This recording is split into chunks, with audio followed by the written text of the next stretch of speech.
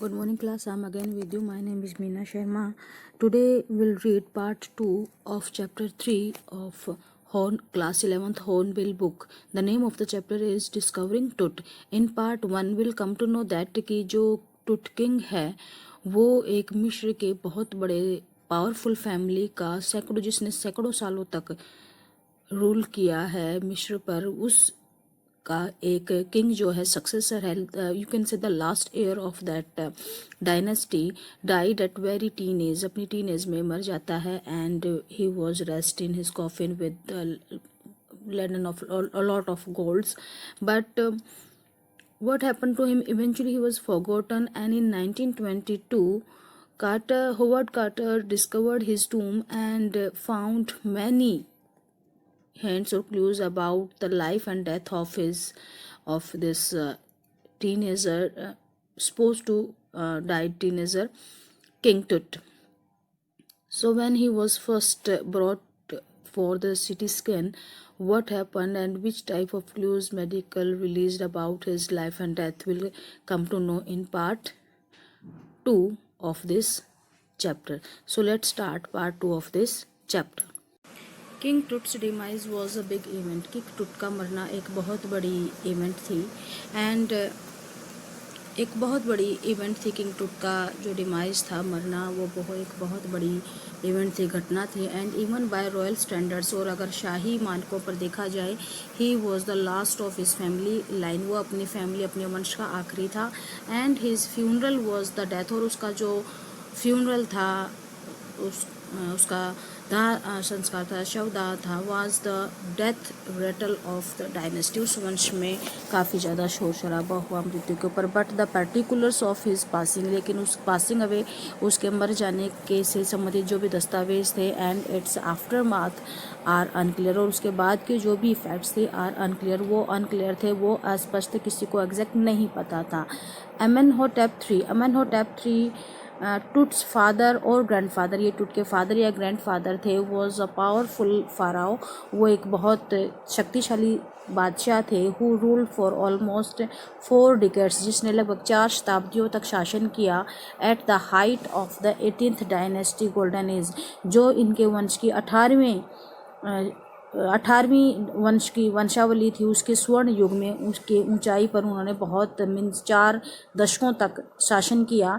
His son, उनका बेटा Amenhotep IV, जो उनका बेटा था अमेनहोटेप IV, सक्सीडेड हिम, उन्होंने उसका उत्तराधिकारी बना वो. And initiated one of the strangest period, और उसने शुरुआत की एक स्ट्रेंजेस्ट पीरियड, एक अनोखे पीरियड की, इन द हिस्ट्री ऑफ, इतिहास में, ऑफ एंशंट इजिप्ट, प्राचीन मिस्र के इतिहास में एक नए अनोखे युग की उसने शुरुआत की. द न्यू फराओ, ये जो नया फराओ था, प्रमोटेड द वर्शिप, उसने प्रमोट किया, स्टार्ट की वर्शिप, पूजा ऑफ द एटन की पूजा को उसने स्टार्ट किया. द सन डिस्क, इसका नाम था sun disc Aten. And changed his name, और उसने अपना नाम भी चेंज कर लिया टू अखेन एटन, यानी कि a servant of the Aten, सूर्य का सर्वेंट, दास. And move the religious capital, और उसने अपनी धार्मिक राजधानी को बदल दिया. फ्रॉम द ओल्ड सिटी, पुराने सिटी से, ऑफ थेब्स की पुरानी सिटी से, to the new city of Akhetaten के नाम से दूसरी सिटी को बनाया, जो कि इसकी धार्मिक राजधानी बनी. And after that known was as Amun, और इसको किसके नाम से जाना जाने लगा? नोन वॉज एज अमरना, इसे अमरना के नाम से जाना जाने लगा. ही फर्दर शॉक द कंट्री, और उसने फिर से पूरी कंट्री को शॉक में डाल दिया, हैरान कर दिया. Bye attacking Amun. अमुन एक मेजर गॉड, एक बहुत ही मुख्य देवता होता था उस समय, उस पर अटैक करके, यानी उसकी आलोचना करके, इसने फिर से पूरी कंट्री को हैरान कर दिया. स्मैशिंग हिज इमेजिन, इसकी इमेजेस को तोड़वा दिया. एंड क्लोजिंग हिज टेम्पल्स, उसके टेम्पल्स को तोड़वा दिया, बंद करवा दिए. It must have been a horrific time, ये बहुत ही भयानक समय था. सेड बाय राय जॉनसन हैं जिन्होंने ये बात बताई है, director of the university of Chicago की यूनिवर्सिटी के डायरेक्टर हैं ये. रिसर्च सेंटर इन लक्सर में रिसर्च सेंटर है जो शिकागो, वहाँ उस यूनिवर्सिटी के डायरेक्टर हैं ये. उन्होंने ये जानकारी दी। The site of the ancient Thebes, जो एंशियंट थेब्स की उस समय जो साइट्स थी, जो दृश्य थे, वो काफ़ी भयानक थे उस समय के। The family that had ruled for century, जिसने शतकों तक, सैकड़ों सालों तक जिस परिवार ने शासन किया हो, was coming to an end, उसका अब खात्मा होने वाला था, अंत होने वाला था। And then Akhenaten went a little wacky, और फिर ये जो अकेनटन था, ये जिसने अपना नाम चेंज किया था, अकेनटन वॉज अ लिटिल वैकी, ये थोड़ा सा वैकी हो गया था, सनकी सा हो गया था। एंड आफ्टर अकेनटन्स डेथ, और अकेनटन की डेथ के बाद, अ मिस्टीरियस रूलर, एक रहस्यमयी शासक, नेम्ड स्मेनक करे अपियड, एक स्मेनक करे अपियड के नाम से एक और सामने आया, स्मेनक करे राजा सामने आया, ब्रीफली, थोड़े समय के लिए, and excited with hardly a trace, और उसने कुछ हार्डली अ ट्रेस, कुछ निशान छोड़े हों मुश्किल से, मीन्स उसने बहुत कम शासन किया और ऐसा कुछ खास नहीं किया अपने शासन के दौरान।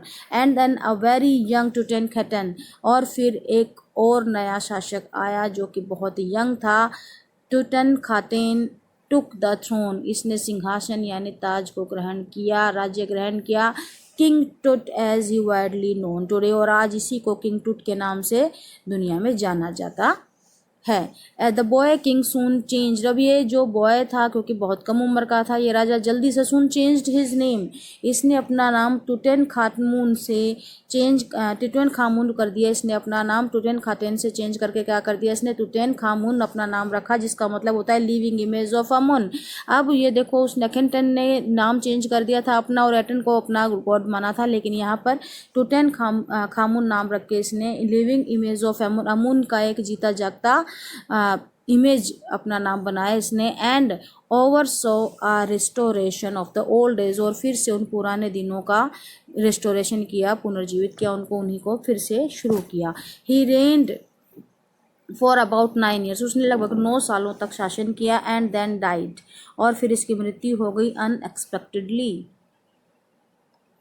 अनाशातीत रूप से, मीन्स कोई समझ ही नहीं पाया कि किस तरह से इसकी डेथ हुई, एकदम से अनटाइमली इसकी डेथ हो गई। रिगार्डलेस ऑफ हिज फेम, और उसकी प्रसिद्धि के अलावा, the speculations about his fate, उसके फेट के बारे में जो भी बातचीत होती हैं उनके अलावा, टुट इज़ वन ममी, जो टुट की ये जो मम्मी है, among many in Egypt, Egypt में पाई जाने वाली और भी ममीज में से जो टुट की मम्मी है। हाउ मैनी, कितनी है ये कोई नहीं जानता, नो वन नोज कितनी है।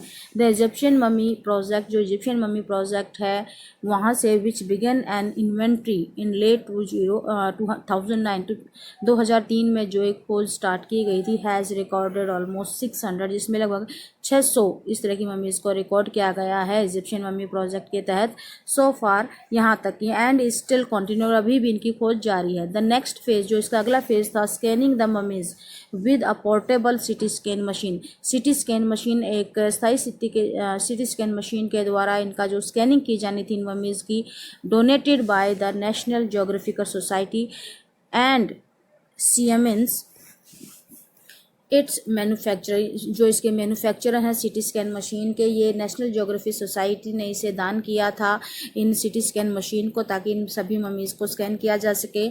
और इसके जो मैन्युफैक्चरर थे वो थे CMS. King Tut is one of the first mummies to be scan, और किंग टुट की मम्मी सबसे पहली मम्मी थी जिसे यहाँ पर स्कैन किया गया था।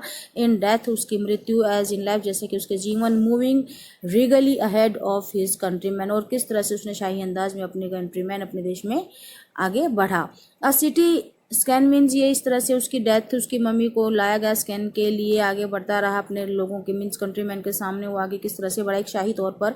City machine scan the mummy head to toe, CT machine ने, जो सिटी स्कैन मशीन थी, उसने इस किंग टुट की मम्मी को भी क्या किया, सिर से लेकर इसके पैर के अंगूठे तक इसको स्कैन किया, इसको जांचा परखा, क्रिएटिंग 1700 डिजिटल एक्सरे इमेजेस, और इसकी वजह से क्या हुआ, उसने सिटी स्कैन मशीन में 1700 डिजिटल एक्सरे इमेजेस निकाली गई इन क्रॉस सेक्शन, अलग अलग इमेजेस, अलग अलग बॉडी ऑफ द पार्ट्स की। एंड टुट साइड, उसका सिर था, स्कैंड इन 0.2 मिलीमीटर स्लाइसेस, 0.62 मिलीमीटर स्लाइसेस टुकड़ों में उसके सिर को जो है स्कैन किया गया, to register its intricate structure, ताकि इसके अंदर की जो स्ट्रक्चर है उसको अच्छे से एग्जामिन किया जा सके, टेक्स ऑन एरी डिटेल, और हर एक छोटी से छोटी डिटेल भी निकाली जा सके इन द रिजल्टिंग इमेज, ताकि जो एग्जैक्ट इमेज सामने बनकर आए उससे एग्जैक्ट हमें पता चल सके, press information we can gate